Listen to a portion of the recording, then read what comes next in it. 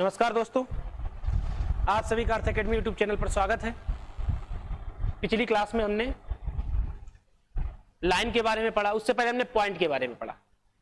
आज की क्लास में हम लाइंस पर क्वेश्चन करेंगे, क्योंकि हमें पता है कि पहले हमने जैसे पॉइंट पढ़ा तो हमने देखा कि पॉइंट में जो ऑर्डिनेट थे, एक एक्स था एक वाई था, उसमें हम एक्स को एब्सिसा वाई को ऑर्डिनेट बोलते थे, फिर उन पर हमने क्वेश्चंस किए थे। उसी टाइप से आज हमने सिर्फ और सिर्फ अभी पिछली क्लास में लाइन के बारे में पढ़ा, फॉर्म ऑफ लाइन पढ़ी। अब हम उन पर क्वेश्चंस करेंगे। इसके बाद में लाइन से हम एक पॉइंट और एक लाइन के बीच बात करेंगे, फिर हम टू लाइंस पर बात करेंगे, इसी तरीके से उनके बीच डिस्टेंस की बात करेंगे। अभी इतना सब लाइन में बात करना बाकी है, क्योंकि अभी की क्लास में हम सिर्फ फॉर्म ऑफ लाइन तक पढ़ चुके हैं, तो हमें क्वेश्चंस भी करना जरूरी है, क्योंकि चीजें पता तो हो कैसे एग्जाम में पूछी जाती है। तो आज की क्लास में हम देखेंगे ज्यादातर क्वेश्चन एनडीए में पूछे गए हैं, एनडीए में हो या एयरफोर्स में हो, जो भी क्वेश्चन एनडीए में पूछे जाते हैं वो कहीं ना कहीं उसी पर रिपीट करते हैं, क्योंकि एडवांस मैथ का पोर्शन एक फिक्स पोर्शन होता है। ऐसा नहीं इसमें आपको सरप्राइज किया जा सके। और जब चैप्टर्स हम पढ़ेंगे, चाहे वो सेट थ्योरी हो, प्रोबेबिलिटी हो, परम्यूटेशन और कॉम्बिनेशन हो, क्रमचय संचय हो, उन सब चैप्टर्स में हम जब आगे बात करेंगे तो हम देखेंगे कि उन सब चैप्टर्स में हमको क्वेश्चन सरप्राइज कर सकता है। लेकिन अभी हम एडवांस पढ़ रहे हैं एक तरीके से, तो इसमें आपको क्वेश्चन फिक्स मिलेंगे, फिक्स मेथड अप्लाई होती। तो आज की क्लास में हमारा पहला क्वेश्चन कि the equation of the bisector of the angle P Q are, कह रहा है कि द इक्वेशन समीकरण चाहिए of the bisector of the angle P Q are. एक ट्रायंगल है, पूरा सवाल आप आगे पढ़ोगे तो अब स्पष्ट बात हो जाएगी कि if vertex of triangle P Q are दिए हैं तो आपको इक्वेशन चाहिए एक बाइसेक्टर की। इसका कहने का मतलब है कि इस एक रेखा, एक त्रिभुज दिया है, एक ट्रायंगल दिया है जिसके तीनों शीर्ष दिए, और आपसे कह रहा है कि अगर हम उस ट्रायंगल में क्यू वाले शीर्ष से एक बाइसेक्टर खींचे तब आप उस बाइसेक्टर की इक्वेशन बताओ। कहने का मतलब है कि अगर एक ट्रायंगल दिया है, उसने जो क्वेश्चंस कहना चाह रहा है, अगर हो सकता है कि कुछ लैंग्वेज में दिक्कत हो तो आप समझिए कि एक ट्रायंगल है पी क्यू आर, उसने बोला है कि इस ट्रायंगल पी क्यू आर में हम अगर क्यू से एंगल बाइसेक्टर खींचते हैं तो अब आप इसी एंगल बाइसेक्टर की इक्वेशन के बारे में बताओ। वो कह रहा है कि the equation of the bisector of the angle P Q are, angle P Q are. आप ध्यान रखना, जब कभी ट्रायंगल के तीनों टर्म, मतलब कोई भी ट्रायंगल होता है तो उसमें तीन शीर्ष होते हैं, उनको डिनोट किया जाए। अगर कभी इसके आगे एंगल लिखा हो और बीच में जो लिखा होता है वो उसको डिनोट करता है। इसका मतलब है कि पी क्यू आर का मतलब है कि कोण क्यू का बाइसेक्टर खींचा गया। अगर कोण क्यू का बाइसेक्टर खींचा गया है, अब आपसे पूछा है कि the equation of the bisector of the कोण P Q R if the vertex of triangle P Q R -1, 0, 0 and 3, 3√3। हमने आपको बताया कि जब हम ज्योमेट्री पढ़ते थे तो हम आराम से इसको एंगल बाइसेक्टर निकालना चाहते थे, एंगल बाइसेक्टर थ्योरम लगाते, पहले ये डिस्टेंस निकालते, ये डिस्टेंस निकालते। अब हमको पता है कि एंगल बाइसेक्टर थ्योरम ये कहती है कि अगर जो इनका रेशियो होगा वही इनके बेस का रेशियो होगा। तो आप आराम से ये पता और ये दोनों पता सेक्शन फार्मूला से आप आराम से इसकी लेंथ निकाल ले।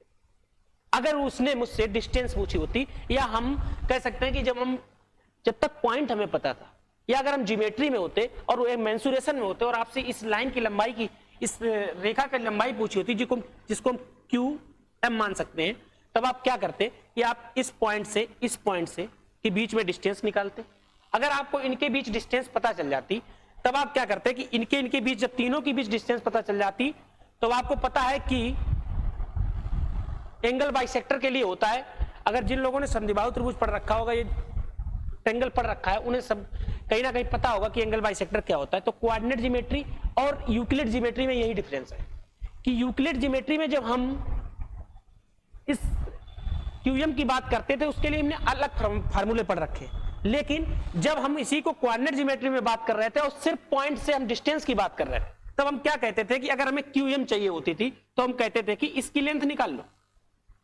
अगर आप इसकी लेंथ निकाल लेते हो तब आपको पता है कि अगर ये पॉइंट पता है और ये लेंथ पता है, अब आप आसानी से इससे P से लेकर M तक के बीच की डिस्टेंस निकाल सकते थे सेक्शन फार्मूला से। लेकिन उसने पूछ दिया है कि द इक्वेशन ऑफ QM।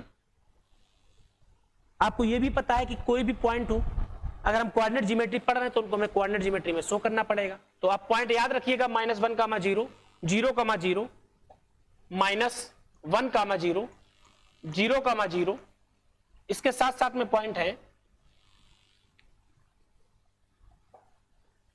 3, √3, 3, 3 √3, ये तीनों पॉइंट है। क्वेश्चंस में बोला है कि इन द कोऑर्डिनेट ज्योमेट्री, अगर हम इन तीनों पॉइंट को एक कार्टेशियन सिस्टम पर दिखाते हैं तो ये तीनों पॉइंट P, Q और R एक ट्रायंगल का निर्माण करते हैं, एक ट्रायंगल का निर्माण करते हैं। उस ट्रायंगल का अगर निर्माण करते हैं तो उसमें जो Q वाला वर्टेक्स है, जो Q वाला शीर्ष है, उससे जाने वाले एंगल बाइसेक्टर की इक्वेशन निकालो। तो आप याद रखेंगे, अगर हम कोऑर्डिनेट ज्योमेट्री पढ़ रहे हैं तो हमको इसको कार्टेशियन प्लेन पर या XY प्लेन पर बनाना पड़ेगा। अब आप देखो, अगर P -1, 0 है तो हमने आपको बताया था कि इधर चली गई दूरी x पॉजिटिव होती है। इस पॉइंट को हम मूल बिंदु ओरिजिन बोलते हैं, जिसके कोऑर्डिनेट 0, 0 होते हैं। इस पॉइंट को हम x नेगेटिव बोलते हैं। इस पॉइंट से जितनी भी दूरी हम लेफ्ट साइड में चलते हैं वो सभी नेगेटिव में होती है, और इस ओरिजिन से जितनी भी दूरी हम इधर चलते हैं वो सभी पॉजिटिव में होती है। ऊपर भी पॉजिटिव, नीचे भी नेगेटिव। ऊपर को हम y से डिनोट करते हैं और y नेगेटिव से डिनोट करते हैं। अब आपको यह भी पता था कि जो x है, इस x का मतलब इस एब्सिसा से है, इस y का मतलब इस ऑर्डिनेट से है, इस ऑर्डिनेट से है, इस ऑर्डिनेट से है। अब वो यहां होगा, यहां होगा, या यहां होगा, या यहां होगा। ये तो डिसाइड है कि एब्सिसा जो होगी वो यहां होगी या यहां होगी। अगर जिनके जो चिन्ह दिए हैं उसके हिसाब से हम उनको डिसाइड कर सकते हैं कि इधर होंगे कि इधर होंगे। तो पहले हमको देखना है कि जो पहला पॉइंट P है वो कह रहा है कि -1, 0। अगर पॉइंट -1, 0 की बात कर रहा है तो आप समझ सकते हैं कि -1 यहां कहीं होगा। और अगर 0 की बात कर रहा है, x पर तो -1 चला लेकिन y पर 0 चला, तो हमने आपको बताया कि अगर x पर कुछ चले और y पर 0 मतलब y पर चले ना, तो वही पॉइंट इंटरसेक्ट का काम करेगा। मतलब अब यही पॉइंट, जिस पॉइंट में एब्सिसा और ऑर्डिनेट दोनों होती थी, अगर इसमें y 0 हो जाती है, मतलब ऑर्डिनेट भुज 0 हो जाता है, भुज पर हम कुछ नहीं चलते हैं, तो वही x पर कटा अंतःखंड भी माना जाता है। और उस अंतःखंड को हम x पर कटे अंतःखंड को a, 0 से डिनोट करते थे। वही पॉइंट को हमने -1, 0 लिखा है, जिसका कहने का मतलब है कि ओरिजिन से -1 डिस्टेंस। इस पॉइंट को हम लिखेंगे -1, 0। और इस पॉइंट को क्वेश्चंस में बोला है कि -1, 0 को हम P से डिनोट करते हैं। अगला पॉइंट उसने बोला है Q 0, 0। अब आप बताओ, अगर 0, 0 की बात कर रहा है तो इससे स्पष्ट है कि ना तो वो x पर गया ना ही y पर गया। अगर वो ना x पर गया ना y पर गया तो वो कहां रहा? वो ओरिजिन पर रहा, मूल बिंदु पर रहा। तो एक पॉइंट, एक शीर्ष किसी भी ट्रायंगल का Q ये होगा। अब आप बात समझिए, एक P एक Q मिल गया। अब हमें किसी भी ट्रायंगल के लिए कम से कम 3 वर्टेक्स, तो कम से कम क्या, किसी भी ट्रायंगल को फॉर्म करने के लिए 3 वर्टेक्स चाहिए होते हैं। 2 वर्टेक्स पता होगा, तीसरे वर्टेक्स की उसने चर्चा की है। उसने कहा तीसरा वर्टेक्स जो है 3, 3, √3 है। अगर 3 की आप बात कर रहे हैं तो यहां कहीं 3 रहा होगा।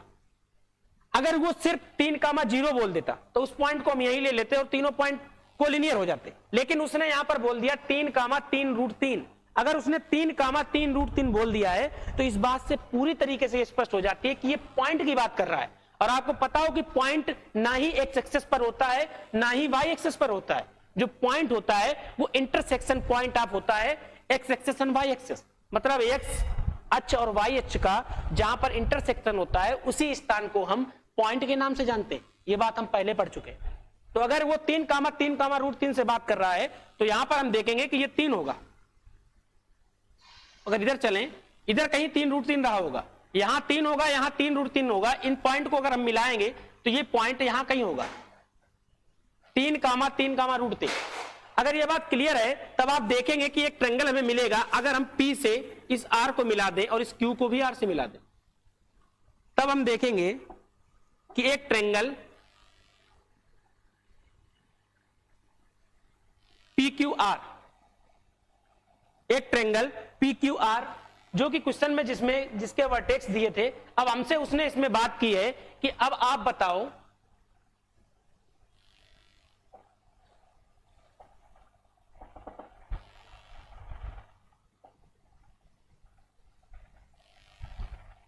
एंगल बाइसेक्टर की क्वेश्चन पूछिए आपसे इस ट्रायंगल में जो Q वाला शीर्ष है, क्योंकि उसने कहा है कि हमने Q शीर्ष से एक एंगल बाइसेक्टर खींचा है, उस एंगल बाइसेक्टर की हमें इक्वेशन चाहिए। अगर एंगल बाइसेक्टर खींचते हो तो आपको पता है कि एंगल बाइसेक्टर का मतलब होता है जब हम किसी ट्रायंगल में अगर एंगल बाइसेक्टर खींचते हैं तो वो किसी के एंगल को दो बराबर भागों में डिवाइड करता है। जिस भी शीर्ष से खींचेंगे उस शीर्ष को दो बराबर एंगल या दो बराबर कोणों में विभाजित करता है। अगर ये वर्टेक्स हम खींचते हैं तब हम देखेंगे, अगर हम इसको थीटा मान लें और इसको थीटा मान लें तो हमें नहीं लगता कोई दिक्कत होगी। अब आप देखो, अगर हम इस लेंथ की बात करें तो ये लेंथ 3 होगी कि नहीं? 3√3 होगी, क्योंकि ये वही लेंथ है, बाई अक्ष के पैरेलल है। जो बाई पर चलोगे वही बाई अक्ष के पैरेलल होगी। अगर ये 3√3 है तो हमें ये भी पता है कि ये 3 है। अगर ये 3 है, ये 3√3 है। अगर आपने अर्थ एकेडमी में हाइट एंड डिस्टेंस पढ़ रखा है तब आपने इसको देखा होगा कि अगर एक 3 है एक 3√3 है, रोहित सर से पढ़ रखा है तो आपने देखा होगा कि इसके एंगल 60 होगा। ये रेशियो से हम निकाल लेते थे। वैसे अगर आपने नहीं पढ़ रखा है तब आप देखेंगे कि अगर इसमें हम लगाएं कि tan थीटा बराबर, इसको हम अभी थीटा माने ले रहे हैं, tan थीटा बराबर लंब बटे आधार, लंब बटे आधार 3√3/3, 3 से 3 कट जाएगा। अब आप देखेंगे थीटा बराबर 60 डिग्री, थीटा बराबर 60 डिग्री, वही हमने निकाला। बाकी अगर आपको इसको डायरेक्ट करना है तब आपको हाइट एंड डिस्टेंस पढ़ना पड़ेगा, ऊंचाई दूरी पढ़ना पड़ेगा, ट्रिग्नोमेट्री पढ़नी पड़ेगी। और वो ट्रिग्नोमेट्री रोहित सर पढ़ाते हैं, जो कि अभी ऑफलाइन ऑनलाइन दोनों आपको दोनों जगह उपलब्ध है। आप देख लें, अगर ट्रिग्नोमेट्री में इन चीजों को सॉर्ट करना है तो आपको ट्रिग्नोमेट्री पढ़नी पड़ेगी। लेकिन फिलहाल आप देखिए, इसको अगर हमने 3√3 दिया, ये 3 दिया तो हमने एंगल 60 निकाल लिया। अब आप बताओ कि अगर ये एंगल 60 निकल आया है तो हमें पता है कि ये एक स्ट्रेट लाइन, पिछली भी क्लास में हम बात कर चुके हैं कि जो स्ट्रेट लाइन होती है वो 180 डिग्री होती है। अब अगर हम इस पूरे एंगल की बात करें तो ये 180 होगा कि नहीं? जिसमें ये 60 है तो ये वाला बचा हुआ, इतना बचा हुआ 120 होगा। अगर इतना बचा हुआ 120 होगा। अब इस चीज को आप अलग से देख लो, अगर देखना चाहते हो कि उसने बोला कि एक ट्रायंगल है, ये 60 है, ये P, ये Q, ये R है। अगर ये 60 है तो बचा हुआ 120 होगा कि नहीं होगा? अगर ये 120 होगा और हम यहां पर एक एंगल बाइसेक्टर खींच रहे हैं तो ये भी 60 होगा। अब आप देखो, अगर हम यहां से एंगल बाइसेक्टर खींच रहे हैं तो ये भी 60, ये भी 60, मतलब ये एंगल भी 60 और ये एंगल भी 60, ये भी 60 और ये भी 60। फिर अगर हम इस पूरे की बात करें तो ये 120 होगा कि नहीं होगा? हम ये सब क्यों कर रहे हैं? क्योंकि हमें क्या चाहिए? हमें चाहिए किसी भी एंगल का एंगल बाइसेक्टर, उसकी इक्वेशन, किसी भी एंगल बाइसेक्टर की इक्वेशन चाहिए। तो हमें पता है कि हम एंगल बाइसेक्टर की इक्वेशन तभी निकाल सकते हैं, हमें या तो 2 पॉइंट पता हो, किसी भी पॉइंट अगर दिए हो, 2 पॉइंट दिए हो, हम इक्वेशन निकाल लेंगे। एक पॉइंट दिया हो, स्लोप दिया हो तो इक्वेशन निकाल लेंगे। अब हमें एक पॉइंट पता है, अगर हमें इसकी स्लोप पता चल जाए, एक पॉइंट हमें पता है, अगर हमें इसकी स्लोप पता चल जाए तो हम इसकी इक्वेशन आसानी से निकाल लेंगे। और वही हम करने जा रहे हैं। अब आप देखोगे कि एक पॉइंट हमें पता है कि ये पॉइंट जो है 0,0 है, क्योंकि 0,0 से ही हमने Q वाले कोऑर्डिनेट से, Q वाले शीर्ष से हमने इस पर परपेंडिकुलर खींचा है, एंगल बाइसेक्टर खींचा है। सॉरी, परपेंडिकुलर नहीं, एंगल बाइसेक्टर। हमने इस पर Q वाले वर्टेक्स से अगर एंगल बाइसेक्टर खींचा है तो ये बात डिसाइड हो जाती है कि अगर हमने इससे एंगल बाइसेक्टर खींचा है और इधर वाला 120 मिल गया, तब हम जानते हैं कि अगर कभी 1 पॉइंट दिया हो और स्लोप दी हो, स्लोप क्या होता था हमने बताया था, जो इंक्लिनेशन होता था, जो झुकाव होता था, उसको जब हम 10 के साथ शो करते थे तब दैट इज विकम ग्रेडियंट, तब उसी को हम ग्रेडियंट कहते थे। मतलब इसी स्लोप को, अब हमें यहां एंगल थीटा पता है कि 120 है, अगर हमें इस 120 को ग्रेडियंट में शो करना है तब इसके साथ हमें सिर्फ 10 लेने की आवश्यकता है। तब हम जानते हैं कि अगर 10 120 लिख दें तब इसी को हम m बोलेंगे। इसी इंक्लिनेशन को जब हम स्पर्श या 10 के साथ लेते हैं तब इसी को हम ग्रेडियंट m बोलते हैं। अब 10 120 का मान आप सभी को पता होगा कि -√3 होता है। कैसे होता है? ट्रिग्नोमेट्री का basic, 10 90 + 30 that is equal to -cot 30, और cot 30 का मान वही होगा जो 10 60 का होगा, बस माइनस आगे आ जाएगा। ठीक है, अब आप देखो 1 पॉइंट पता, स्लोप पता, हमें पता कि हम Q के इस Q पॉइंट से इस P पॉइंट को, इस R पॉइंट को इस तरीके से खींच रहे हैं। Q पॉइंट से हमने एंगल बाइसेक्टर खींचा, कोण समद्विभाजक खींचा, इस समद्विभाजक का मान हमें चाहिए। और अगर हमें इसका झुकाव पता चल जाए और इस पॉइंट के बारे में हमें पहले से पता है कि 0,0 है, तब हम आसानी से इसकी इक्वेशंस निकाल लेंगे। जो equations P Q R M, P जो PM जो QM जो एंगल बाइसेक्टर होगा, एंगल बाइसेक्टर, इसकी हम इक्वेशंस आसानी से निकाल लेंगे क्योंकि हमें एक पॉइंट पता हो जाए और इसका झुकाव पता हो जाए। झुकाव हमें पता चल गया है कि झुकाव -√3 होगा और एक पॉइंट पता है, तब हमने पढ़ रखा है कि 1 पॉइंट और स्लोप पता हो y = y - y1 बराबर m × x - x1। अब आप बताओ y - y1 बराबर m × x - x1। m का मान -√3 है,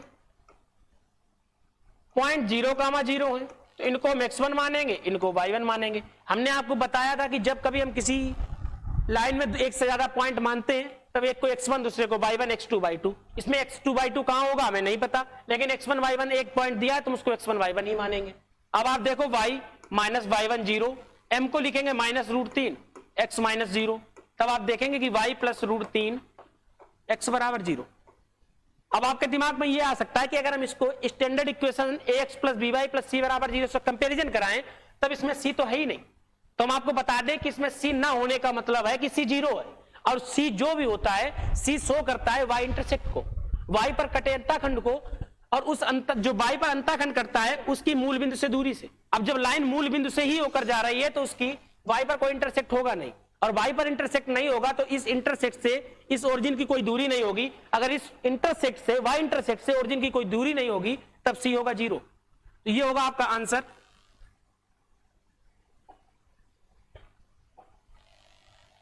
कभी अगर आपसे बात किया जाए कि ये क्वेश्चन कैसे होगा, तब आप देखेंगे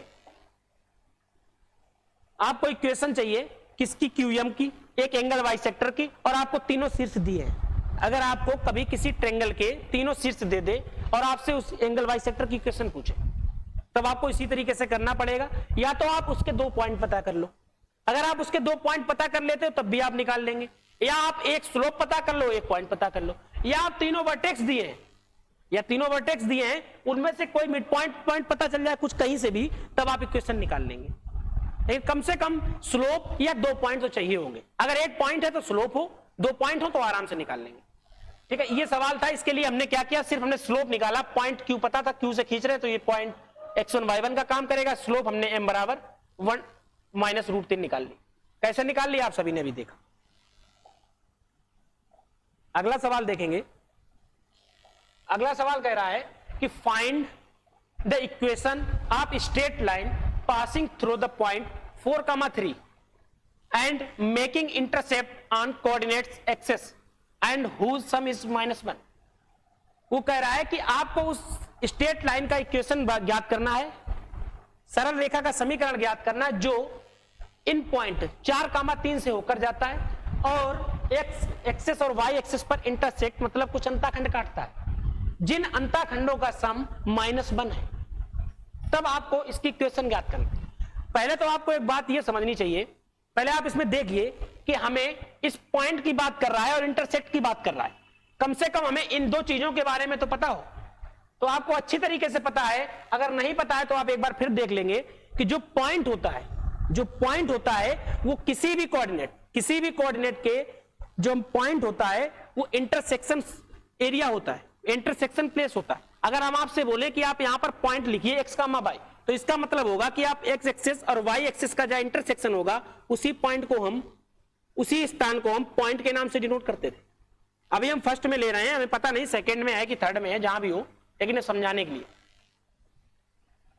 और वही पॉइंट और इंटरसेक्ट का डिफरेंस क्या है, मेन बात हम इस पर ध्यान दें कि पॉइंट और इंटरसेक्ट में डिफरेंस क्या है। अगर कभी वो बोल देता है, जैसे हमने इंटरसेक्शन फॉर्म ऑफ लाइन पढ़ा, तो हमने आपसे कहा कि x/a + y/b = 1। अब हमने आपसे बाई चांस बोल दिया कि आप बताओ कि 3 और 4 x और y पर काटे गए अंतःखंड है। अब आप बताओ x और y अगर 3 और 4 पर काटे गए अंतःखंड है तो यह बात क्लियर है कि x पर हम 3 गए, y पर 4 गए। जरा सोचिए इस बात को आप। हमने आपसे कहा कि इंटरसेक्ट और पॉइंट का हम डिफरेंस देख रहे हैं। हमने आपसे कहा कि इंटरसेक्ट जो हमने फॉर्म पढ़ी है x/a + y/b = 1, और हम आपसे बोल रहे कि 3,4 x इंटरसेक्ट और y इंटरसेक्ट है। तब आप इक्वेशन बताइए, तब आप क्या करेंगे, x/3 y/4 = 1। अब वही अगर हम आपसे बोल देते हैं कि 3,4 किसी भी रेखा के पॉइंट है, तब आप इक्वेशन बताइए। तब तो आप बोलते हैं कि ये पॉइंट है, तब हमें कम से कम ग्रेडियंट पता हो। अगर एक पॉइंट पता और ग्रेडियंट प्रवणता पता चल जाए तब हम निकाल पाएंगे, नहीं तो नहीं निकाल पाएंगे। तब आप ये बताओ कि इसमें और इसमें अंतर क्या है। आप एक बात ध्यान से सोचिए और इसको ध्यान दीजिए कि पॉइंट और इंटरसेक्ट का हम डिफरेंस देख रहे हैं।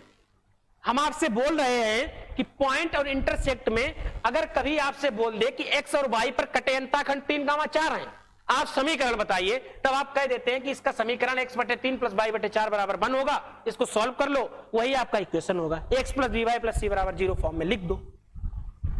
लेकिन हमने अब आपसे बोल दिया कि अगर एक पॉइंट 3,4 है और आप रेखा का समीकरण याद करो, तब आप कहते हैं नहीं, ऐसे नहीं निकाल सकते, हम इक्वेशन नहीं निकाल पाएंगे, क्योंकि एक पॉइंट से हम इक्वेशन कभी निकाल ही नहीं पाएंगे।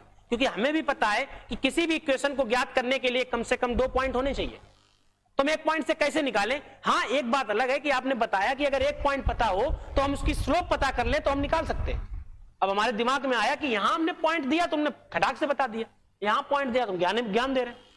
मैंने कहा इसमें और इसमें अंतर क्या है वो बताओ।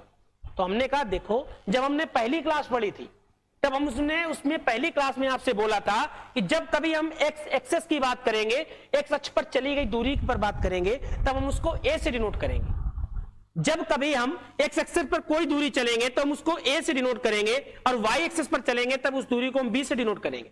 इस बात को हम आपको पहले बता चुके, लेकिन आपने वहां ध्यान नहीं दिया। आपने कहा कि ये एक्स, जो हम एक्स एक्सिस पर चल रहे हैं उसको हम ए से डिनोट कर रहे हैं, वाई एक्सिस पर चल रहे हैं उसको बी डिनोट कर रहे हैं। हम इतना ज्ञान क्यों लें, हम इसको एक्स कहेंगे, इसको वाई कहेंगे, और क्योंकि हम इन दोनों के इंटरसेक्शन को एक्स और वाई कहते हैं।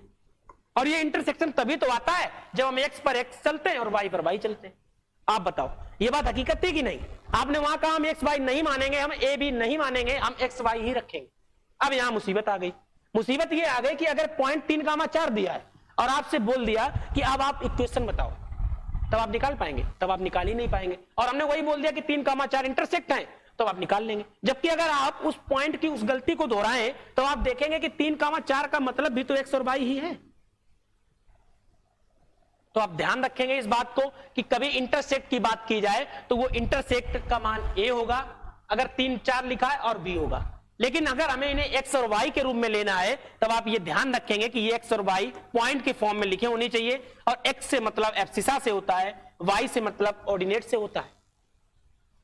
तो जब इसीलिए आपने जो पॉइंट दिए हैं उस पॉइंट में एब्सिसा दी है और ऑर्डिनेट दी है, और हमने कहीं भी नहीं पढ़ा कि एब्सिसा और ऑर्डिनेट से हम इक्वेशन निकाल सकते हैं, क्योंकि जो एब्सिसा और ऑर्डिनेट होती हैं जिन्हें हम एक्स और वाई मानते हैं वो तो स्टैंडर्ड इक्वेशंस को डिनोट करने के लिए उसके साइन होते हैं, जिन्हें हम लिखते भी हैं ax + by + c बराबर 0। अगर x और a एक ही होते तो हम लिखते x² + y² बराबर 0, y बराबर 1, लेकिन हम ऐसा नहीं लिखते हैं। तो आप ये याद रखेंगे कि जब कभी आपसे पॉइंट की बात की जाए तो उस पॉइंट को आप x, y से डिनोट करेंगे, और आपसे कभी x के और y के इंटरसेक्ट की बात की जाए, x इंटरसेक्ट की बात की जाए, तब उसको आप a लिखेंगे और y इंटरसेक्ट को v लिखेंगे। गलती से ये नहीं समझेंगे कि x को a और y को हम b लिखेंगे। अगर ऐसा होता कि x को a और y को b हम लिख सकते तो हम x/a + y/b से इक्वेशंस का आंसर भी निकाल सकते, लेकिन ऐसा नहीं है। इसी सवाल में यही चीज को समझना था। अब हम देखेंगे कि इसने बोला है कि find the equation of straight line passing through point 4,3। 4,3 से एक रेखा जाती है जो making intersect on coordinate axes and whose sum is -1। अगर आपको वो बोल देता है कि एक लाइन है जो 4,3 बिंदु से होकर जाती है, 4,3 से होकर जाती है, साथ साथ में एक्स एक्सेस मतलब कोऑर्डिनेट पर इंटरसेक्ट काटती है। तो आप ध्यान रखो, जब एक कोऑर्डिनेट पर अंतःखंड की बात की तब आप समझ जाएंगे कि एक ए है दूसरा बी है, इसका सम उसने दे दिया है -1। क्वेश्चन में क्या क्या दिया है, बस क्वेश्चन में ये 2 चीजें दी हैं। एक तो आपको दिया है एक पॉइंट दे दिया है, दूसरा a + b बराबर -1 दे दिया। ये गिवन है, ये किसी भी एक क्वेश्चन में गिवन है। हमें चाहिए क्या, अब आप खुद देख लो हमें क्या चाहिए। हमें चाहिए इक्वेशन ऑफ स्ट्रेट लाइन जो इस पॉइंट से जाए और इस पर अंतःखंड काटे। तब आप देखो जब हम इस पॉइंट की बात करेंगे, अभी हम इक्वेशन बना नहीं सकते क्योंकि उसने 4,3 पॉइंट तो बोल दिया। अब उसने एक्स एक्सिस के इंटरसेक्ट की बात नहीं की। अब हम अगर यहां लेते हैं या यहां लेते हैं, मान लो 4,3, तो इस टाइप से कोई लाइन जाएगी, ये डिसाइड नहीं कर सकते। या ये 4,3 यहां है, कहां लाइन जाएगी भी कोई डिसाइड नहीं, लेकिन ये क्लियर है कि ये लाइन 4,3 से होकर जाएगी। अगर ये लाइन 4,3 से होकर जाएगी तो x पर कुछ काटेगी, y पर कुछ काटेगी। हम इसको a लिखेंगे, इसको b लिखेंगे। यहां पर आप गलती से इसको, क्योंकि ये जो a होता है इसको हम a,0 लिखते हैं, इसको b,0 लिखते। और अगर कभी हम इसके इंटरसेक्शन की बात करें तो जो इसका इंटरसेक्शन होगा उसको हम x, y लिखेंगे। ये बात आप याद रखेंगे। जब x एक्सिस पर की बात करते हैं, जब x एक्सिस पर ही चलते हैं तब वहां हम a लिखते हैं और y एक्सिस के लिए b लिखते हैं, लेकिन हम उनके पॉइंट की बात करते हैं तो एब्सिसा के लिए x और ऑर्डिनेट के लिए y लिखते हैं। इस बात को अगर आप याद रखेंगे तो अब इस सवाल में कोई दिक्कत नहीं होगी।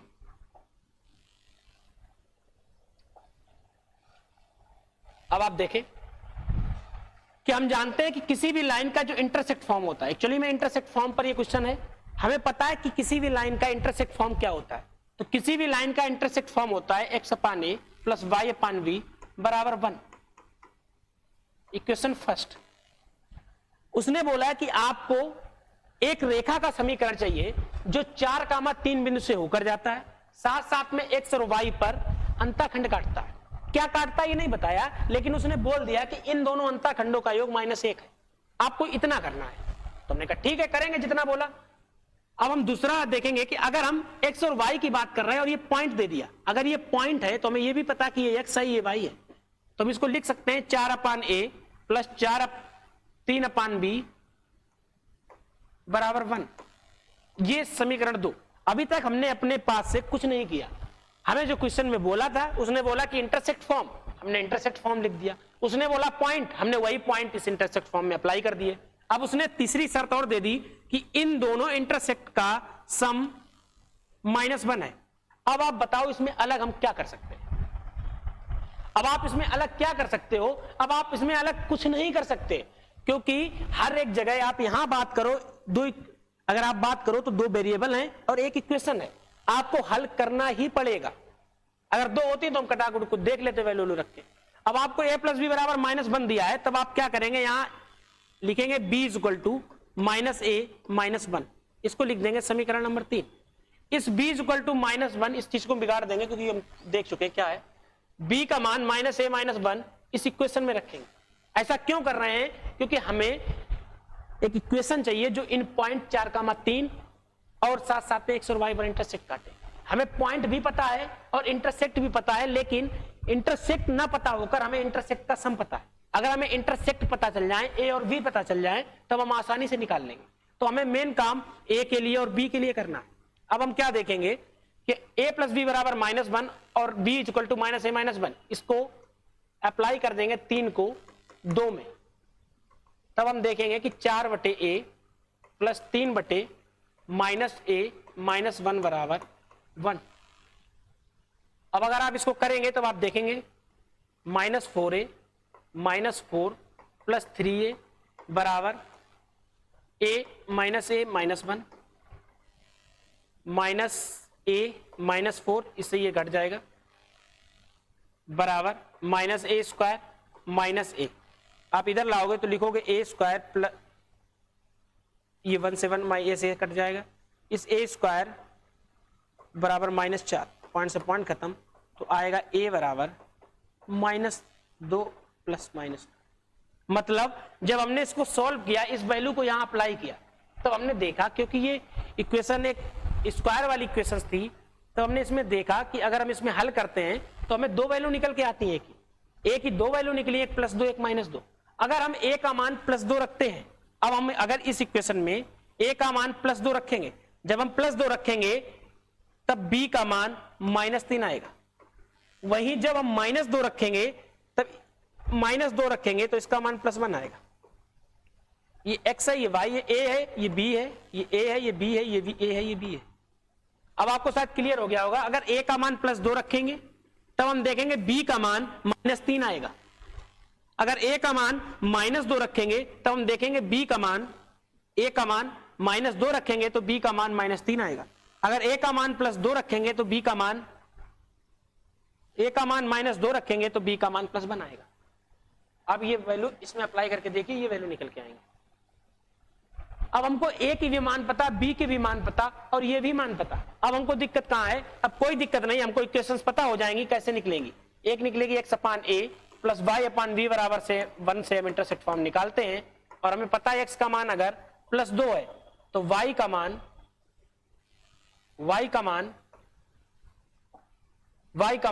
-3 होगा, मतलब b का मान -3 होगा। तो एक इक्वेशन ये बनेगी और दूसरी इक्वेशन बनेगी अगर x का मान -2 है तो y का मान +1 होगा, मतलब y इंटरसेक्ट +1 होगा। अब आप समझो, अगर हमने x का मान 2 लिया, मतलब x इंटरसेप्ट को 2 लिया तो y इंटरसेप्ट -3 आया, x इंटरसेप्ट -2 तो y इंटरसेप्ट +1। जो पूरी कहानी थी सवाल के पीछे इक्वेशन निकालने के लिए वो ये थी कि हमको दोनों के इंटरसेक्ट नहीं पता थे, पॉइंट तो पता था, इंटरसेक्ट नहीं पता थे, दोनों का सम पता था। तो हमें कुल मिला के इन पॉइंट इन इंटरसेक्ट तक इंडिविजुअली जैसे a और v थे तो हमें a और v का मान चाहिए।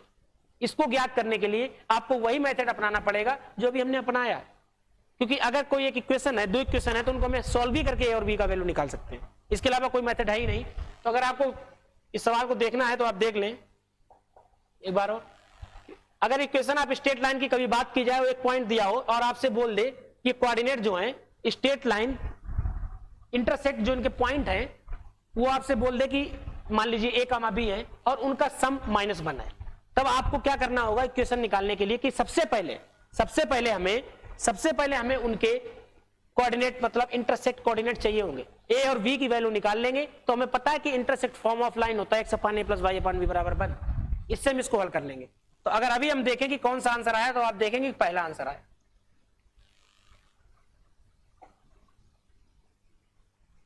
x upon 2 plus y minus 1 A option रहेगा आंसर। इसके ऑप्शन भी दिए थे। 2 सवाल थे, इसके अलावा और सवाल देखेंगे।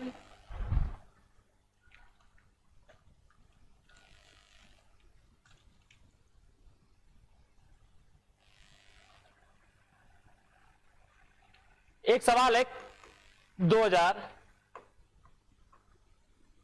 एनडीए शिफ्ट फर्स्ट है 2016 एनडीए का है। इसमें लिखा है कि अगर find the value, find the value of A का मान हमें चाहिए। Find the value of A if 3 point, किसी भी ट्रायंगल के 3 पॉइंट दे, ये बोला है कि फाइंड वैल्यू ऑफ ए का मान चाहिए फॉर विच, जिसके लिए for which we have 3 points, we have 3 points, 3 point हैं a, 2, 1, 3 -2, 4 आर कोलिनियर। आपसे बोला है कि आपको a का मान चाहिए और ये तीनों पॉइंट कोलिनियर है। कुछ निष्कर्ष ये है, आप समझिए कि उसने बोला है कि find the value of A का मान ज्ञात करो। ये जो हमारे पास 3 बिंदु दिए गए हैं a, 2, 1, 3 -2, 3 और कोलिनियर है। अगर ये तीनों पॉइंट कोलिनियर हैं तब हमें a का मान चाहिए। अगर आपने इससे पहले पॉइंट पढ़ रखा है तब आपने कोलिनियर के बारे में बहुत अच्छी तरीके से सीखा। फिर आपने जब एरिया ऑफ ट्रायंगल देखा तब भी आपने कोलिनियर के बारे में सीखा।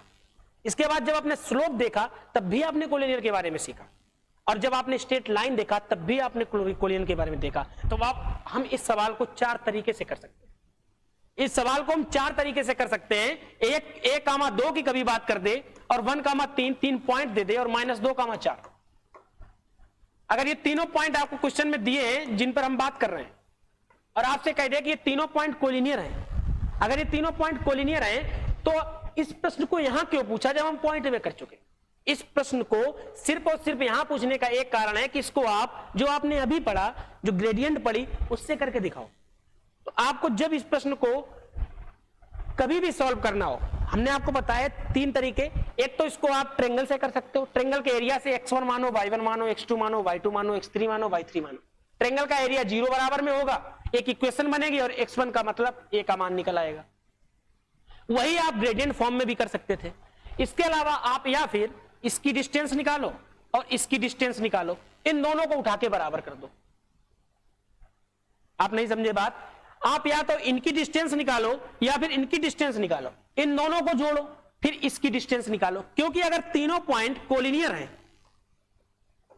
ए बी सी, अगर तीनों पॉइंट कोलिनियर हैं तो यह बात क्लियर हो जाती है कि जो AC की लेंथ होगी, वो AB प्लस BC होगी। अगर AC की जो लेंथ होगी वो AB प्लस BC होगी। अगर ये A है, ये B है, ये C है, और आपको A पॉइंट पता, B पॉइंट पता, और हमें AB की लेंथ चाहिए, तब आपको पता डिस्टेंस फार्मूला से आप AB निकाल सकते हैं। अब आपको अगर BC चाहिए तो B पता, C पता, BC निकाल सकते हैं। अब अगर AB पता, BC पता, दोनों के अगर हमें लेंथ पता हो गई है तो हमें पता है कि AC बराबर AB प्लस BC होता है। अगर ये कोलिनियर है तो, अगर ये कोलिनियर है तो AC बराबर AB प्लस BC जरूर होगा। वही डिस्टेंस फार्मूला से कर सकते हैं। तो दो तरीके हमने देखे, एक तो ट्रायंगल के एरिया से, दूसरा डिस्टेंस फार्मूला से, तीसरा ग्रेडियंट फॉर्म से, उसके डिटर्मिनेंट फॉर्म से, सारणिक रूप में बदलकर। ये तीनों तरीके से हम इस सवाल को देख चुके हैं और तीनों तरीके से हम कोलिनियर पर क्वेश्चंस कर भी चुके हैं। अब इस क्वेश्चन का यहां आने का क्या मतलब है, तो आप याद रखिए, इसका यहां आने का मतलब है कि आपको ये क्वेश्चन कोलिनियर दिए हैं अगर पॉइंट, तो आपको अब ये प्रवणता से कराना चाहता है, ग्रेडियंट से कराना चाहता है। तो आपको पता हो अगर एक लाइन कोलिनियर है, मान लीजिए एक लाइन है, कोई लाइन इस तरीके से जाती है, इस पे अगर कोई 3 पॉइंट दे दिए A, B और C, A, B और C, हम इसको प्रवणता से कैसे कर सकते हैं, इस चीज को हमें देखना है। अगर एक लाइन है और उस लाइन की अभी हम कहें कि इस लाइन का आप प्रवणता बताओ, इस लाइन का इंक्लिनेशन बताओ, तो आप कहेंगे इस लाइन का इंक्लिनेशन एक्स एक्सिस के साथ थीटा है। तो अब आप बताओ इस लाइन का अगर इंक्लिनेशन थीटा है तो ये लाइन जितने भी पॉइंट से बनी हो, जो पॉइंट होगा हर एक पॉइंट का इस एक्स एक्सिस के साथ इंक्लिनेशन झुकाव थीटा ही होगा। तो अगर A point, B point, C point, ये तीनों पॉइंट अलग अलग दे दिए तो हमें कोई फर्क नहीं पड़ता कि ये पॉइंट, जो पॉइंट A रखेगा झुकाव वही B रखेगा, वही C रखेगा। मतलब अगर इनका इंक्लिनेशन बराबर है तो इनकी प्रवणताएं बराबर होंगी, और प्रवणताएं बराबर होंगी तब हमें यह भी पता है कि अगर कभी 2 पॉइंट दिए हो और हमसे प्रवणता की बात की जाए तब हम निकाल लेते थे m बराबर y2 minus y1 upon x2 minus x1। अगर आपको ये पता है तो हम देखें कि अगर हम A पॉइंट को 1,2 लिखें, B पॉइंट को 1,3 लिखें, C पॉइंट को -2,4 लिखें, अगर हमें ये तीनों पॉइंट कोलिनियर दिए तो अगर हम पिछली क्लास में होते, हमने प्रवणता ना पढ़ी होती, तब हम इसको या तो ट्रायंगल फॉर्मूला से करते या डिटरमिनेंट मेथड से करते, या फिर हमने आपको बताया था कि अगर तीनों पॉइंट कोलिनियर हैं तो AC पूरी लाइन का सम उन दोनों भागों के सम के बराबर होगा। मतलब पूरी लाइन जो बड़ी वाली लाइन होगी वो छोटी छोटी दोनों लाइनों के सम के बराबर होगी। अगर ये बात क्लियर है तब आप बताओ कि AB और BC की अगर हम बात कर रहे हैं, और हमें इन तीनों तरीके से ये सवाल नहीं करना, हमें करना है प्रवणता से।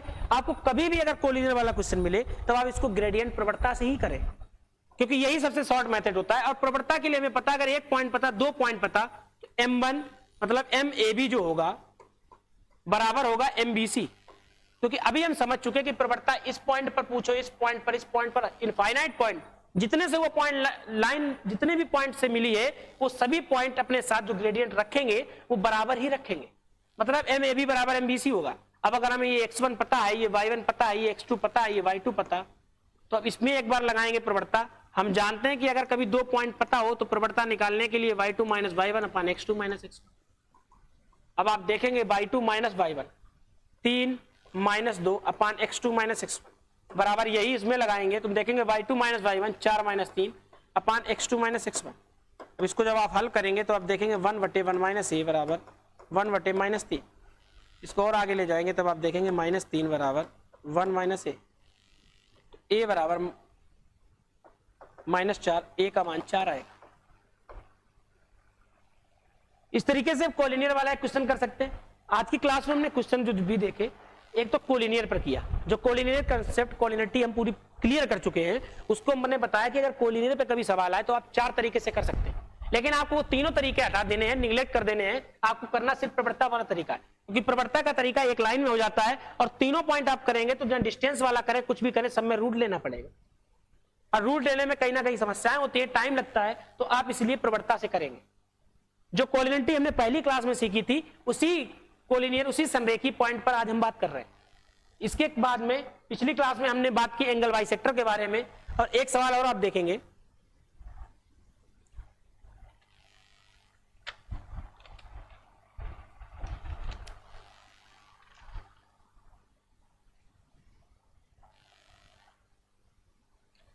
आपसे पूछा है कि find the equation of medians. आपको मीडियन की इक्वेशन चाहिए, मतलब मध्यिका का समीकरण चाहिए। Find the equations of median, मध्यिका का समीकरण चाहिए, मीडियंस की इक्वेशन चाहिए, ठीक है। मीडियन से लिखा मतलब आप यहां डिस्टेंस ना समझ लीजिए, इस इक्वेशन की बात कर रहे हैं। अगर आपको एक ट्रेंगल दिया है और उस ट्रेंगल में तीनों शीर्ष,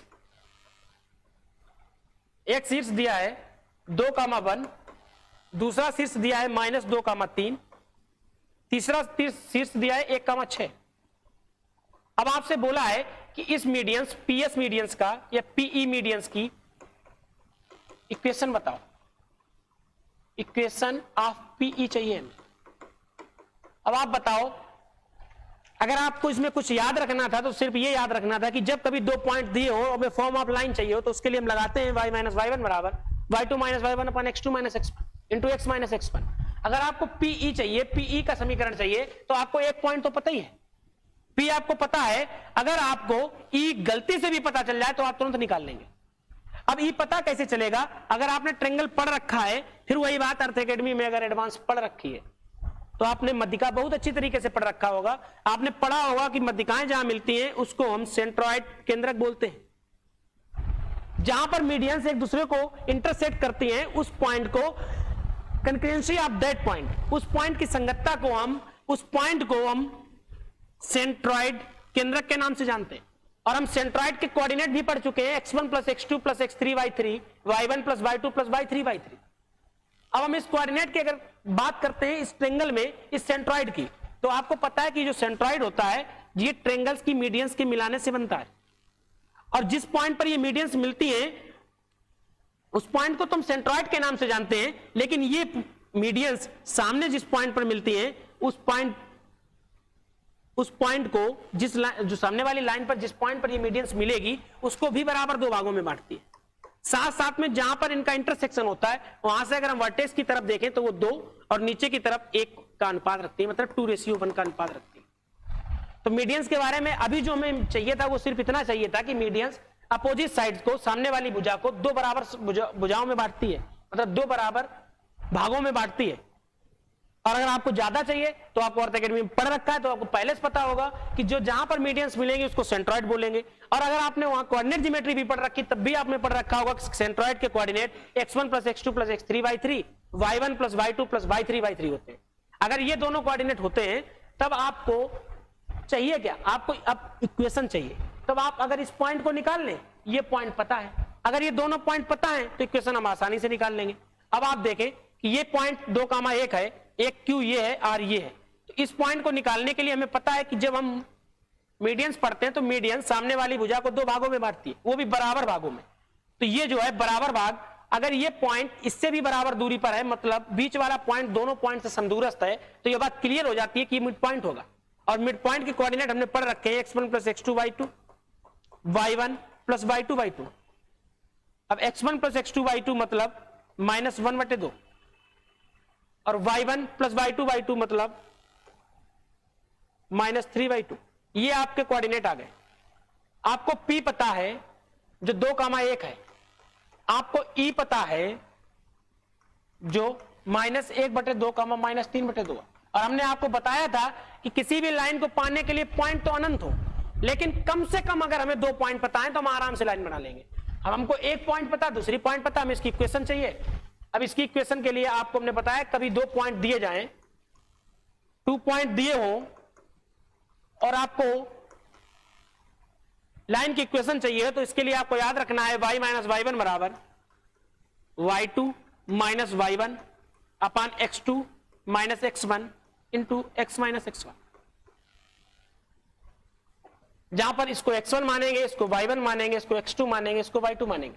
इन वैल्यूज को हम इस इक्वेशन में अप्लाई करेंगे। अप्लाई करने के बाद हम एक इक्वेशन प्राप्त कर लेंगे जो equation standard form of line रहेगी। वही हमारा रिजल्ट होगा, वही हमारा आंसर होगा, क्योंकि हमें मीडियंस मध्यिका की लंबाई चाहिए और जो भी निकलेगा वो मध्यिका की लंबाई होगी, क्योंकि मध्यिका का एक शीर्ष जहां से हमने मध्यिका खींची थी वो भी पता और जिस पॉइंट पर मिली वो पॉइंट मिड पॉइंट होगा और वो भी हमें पता। अगर दोनों पॉइंट पता तो उन दोनों पॉइंट को मिलाने वाली जो रेखा होगी, जो इक्वेशन होगी उन दोनों पॉइंटों को मिलने से मिलेगी, और उन दोनों पॉइंट को मिलने के लिए हमें इक्वेशन पता होता है कि y माइनस y1 बराबर y2 माइनस y1 अपन x2 minus x minus x1। और कभी इस मीडियंस की अगर लंबाई की बात कर देता तब हम बात करते दोनों पॉइंट के बीच डिस्टेंस की, और हम उससे निकाल लेते। तो आज की क्लास में हमने पहले जो देखा था 1 पॉइंट और स्लोप पर बात की, इसके बाद 2 पॉइंट पर बात कर चुके, इसके बाद ग्रेडियंट पर बात कर चुके। अब अगली क्लास में एक क्वेश्चन हम इंटरसेक्ट फॉर्म पर भी कर चुके, परपेंडिकुलर फॉर्म पर हो गए, अगले क्वेश्चन परपेंडिकुलर फॉर्म के साथ साथ डिटरमिनेंट फॉर्म पर होंगे। तो आज की क्लास में जो भी हमने क्वेश्चन किए उनको आप दोबारा देखेंगे। अगली क्लास में परपेंडिकुलर फॉर्म ऑफ लाइन पर क्वेश्चंस करेंगे, इसके साथ साथ में डिटरमिनेंट फॉर्म ऑफ लाइन पर करेंगे। आज के लिए इतना ही, थैंक यू। अगर आपको ये क्लास पसंद आती है तो इसको शेयर करिए, लाइक करिए, और हमारे अर्थ अकेडमी यूट्यूब चैनल को सब्सक्राइब भी करिए।